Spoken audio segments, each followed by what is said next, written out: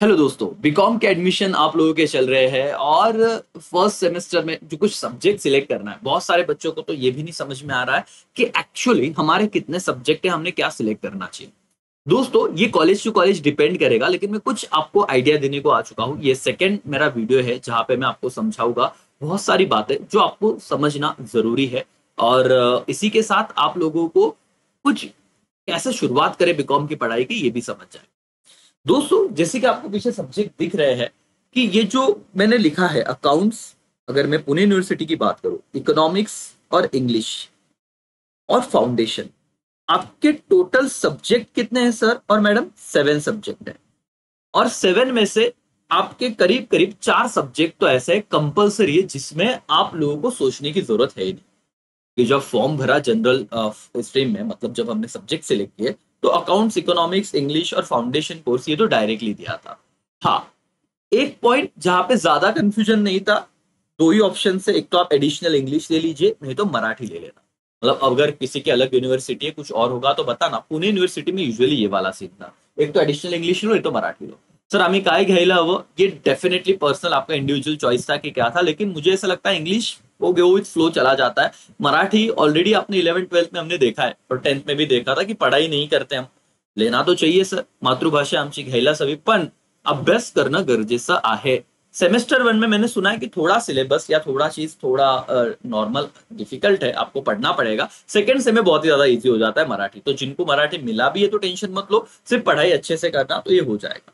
Main ज्यादा करके issue कहा था सर, ये जो ऑप्शनल सब्जेक्ट है ना बेटा, कि मैथ्स ले या स्टैट्स ले, कंप्यूटर अकाउंटिंग है, एप्रिसिएशन करके था, अकाउंट राइटिंग था, बहुत सारे सब्जेक्ट थे।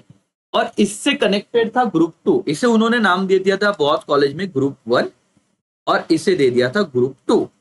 अब ग्रुप 2 में थे कंज्यूमर प्रोटेक्शन वाला सब्जेक्ट, ई कॉमर्स था, सेल्समैन मार्केटिंग वगैरह वगैरह था। बट जैसे मैं हमारे यहाँ पे बीवाई के कॉलेज है उसकी अगर बात करूं, या जैसे केटेशियन कॉलेज एंड सो ऑन, तो कुछ कुछ कॉलेज में से ऐसा है कि अगर आप ग्रुप 1 का सपोज ए सब्जेक्ट सिलेक्ट कर रहे हो, तो ऑटोमेटिकली ग्रुप 2 का बी सिलेक्ट ही हो जाएगा। मतलब आपका ऑप्शन सिर्फ एक ही ग्रुप को सिलेक्ट करने का।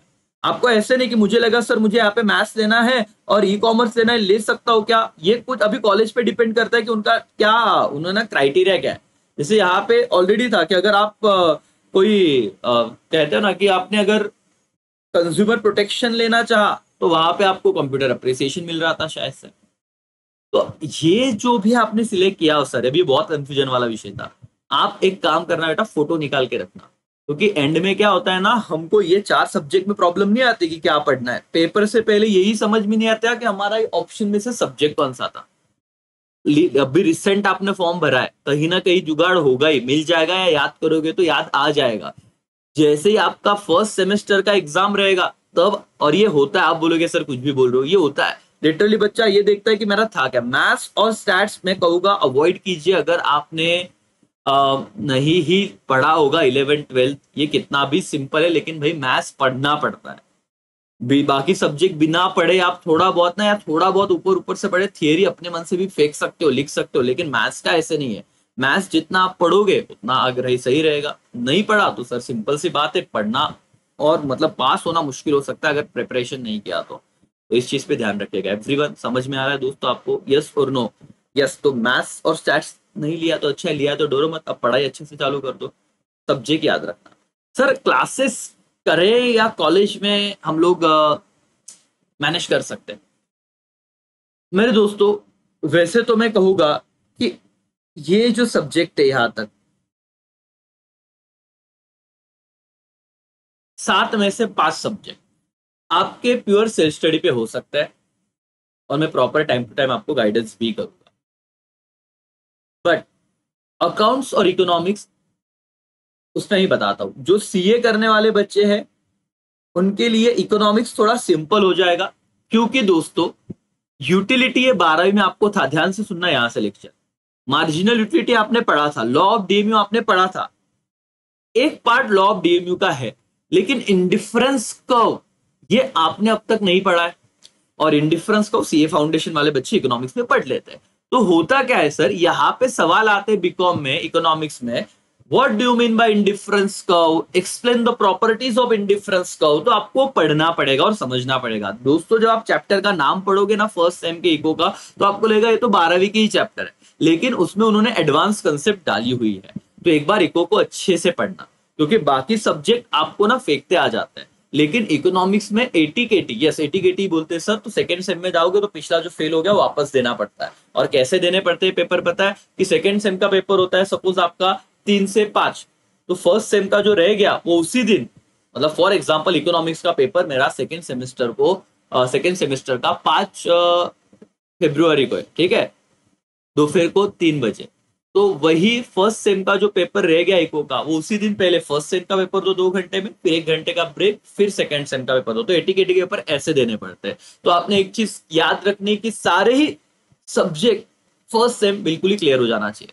आप ज्यादा अच्छे मार्क्स लाओगे, लेकिन बता रहा हूं मैं उन बच्चों के लिए जो अभी बहुत मौज मजा करेंगे, पता ही नहीं रहेगा, कॉलेज तो होगा नहीं ज्यादा अच्छे से, तो फिर अभी 12वीं बोर्ड हो गया तो मजा मजा मजा कैसे फर्स्ट सेम आ जाएगा, समझेगा भी नहीं। तो इको में आपको अच्छे से समझ के चलना है। अकाउंट्स बेटा अगेन सेम चीज कि इसमें फर्स्ट सेमेस्टर में टोटल 4 चैप्टर है। पहले चैप्टर का ऑलरेडी डेमो अपने यूट्यूब पे अवेलेबल है, आप देखिए, आपको पता चलेगा कि किस लेवल का कंसेप्चुअल अंडरस्टैंडिंग वहां पे करीब करीब 1,50,70,000 लोगों ने वो देखी है करके। दूसरा चैप्टर आपका है पार्टनरशिप से रिलेटेड, और वो पीस मिल डिस्ट्रीब्यूशन है, जो इतना अच्छा चैप्टर है, इतना सिंपल है, लेकिन प्रैक्टिस लगेगी, और कैलकुलेटर आपको अलाउड है। तो अब 12वीं जैसा नहीं, अब आपको कंपलसरी कैलकुलेटर मतलब यूज करना है, कंपलसरी मतलब बट ऑब्वियस है, तो आप बेनिफिट उठाओगे ही। 12th में नहीं था फिर भी हमने यूज किया था सर, अब तो ऑफिशियली अलाउड है, तो कैलकुलेटर अलाउड है तो दिक्कत नहीं आएगा। फिर आप देखोगे आपको सिंगल एंट्री का एक चैप्टर है, बट सिंगल एंट्री अगेन बहुत ज्यादा कंसेप्चुअल है बेटा। वो 11वीं जैसा नहीं है कि कैपिटल निकालो, उसमें ड्रॉइंग्स लेस करो, ऐड करो, और मतलब एडिशनल कैपिटल लेस करो, ना ना, वो अलग है, ठीक है, तो ये समझना पड़ेगा। और फिर फोर्थ चैप्टर है जीएसटी से रिलेटेड। तो ये 4 चैप्टर है जो फर्स्ट सेम में आते हैं, और सेकंड सेम में टोटल और 4 चैप्टर है। तो पूरे साल में आपको 8 चैप्टर्स पढ़ने हैं अकाउंट्स के। कितने चैप्टर पढ़ने हैं? 8। और सेकेंड सेमेस्टर में एनपीओ है, वैल्यूएशन ऑफ इंटेंजिबल्स है, लीजिंग करके एक नया चैप्टर है जो कल परसों ही मैंने अपने यूट्यूब चैनल पे डाला, वो सेकेंड सेम का एक्चुअली, और पहला एक अकाउंटिंग करके। तो इसे 8 चैप्टर आपको पूरे साल भर में अकाउंट्स के पढ़ने हैं। तो आप मेरे हिसाब से अगर आपका अकाउंट थोड़ा बहुत वीक है तो आप क्लासेस के लिए जा सकते हो। अपने यहाँ पे ऑनलाइन ऑफलाइन दोनों ही मोड अवेलेबल है बेटा। करीब करीब हम सोच रहे हैं कि 1 जुलाई से वो क्लासेस शुरू करें। सो आपके पास बहुत ज्यादा टाइम है कि आप लोग सोचो, और फिर अपने ऑफलाइन कॉलेज रोड पे आप आ सकते हो, नहीं तो ऑनलाइन भी कर सकते हो। एनीवेज आगे बढ़ते हैं सर। इंग्लिश इसमें पैसेजेस ने मैंने ऑलरेडी बहुत बार बताया, आप इंग्लिश को पढ़ के तो आपको जाना पड़ेगा, एटलीस्ट ओवरव्यू स्टोरी जैसा पढ़ लो, पेपर को चले जाना, लिख के आना, कोई दिक्कत नहीं रहेगी। पैसेजेस नहीं है। 7 सब्जेक्ट से अच्छे से पढ़ाई करो बीकॉम की, और बीबीए के लिए भी मैं सेशन लाऊंगा कैसे करना है, लेकिन आपको अभी थोड़ा स्ट्रक्चर वे में थोड़ा बहुत तो ध्यान देना पड़ेगा। और एक अच्छी बात है कि सेमेस्टर वाइज है, तो ईयर एंड में पूरे 8 के 8 सब चैप्टर नहीं पढ़ने पड़ते, 4 में खत्म हो जाती कहानी। ठीक है, तो दोस्तों आई होप मैंने मैक्सिमम चीजों को कवर किया है। और भी कुछ डाउट्स रह जाए, अगर आपको कुछ डाउट्स पूछने हैं तो आप हमें कॉन्टैक्ट कर सकते हो। ठीक है, चलो thank you so much, bye, take care, जय हिंद, जय।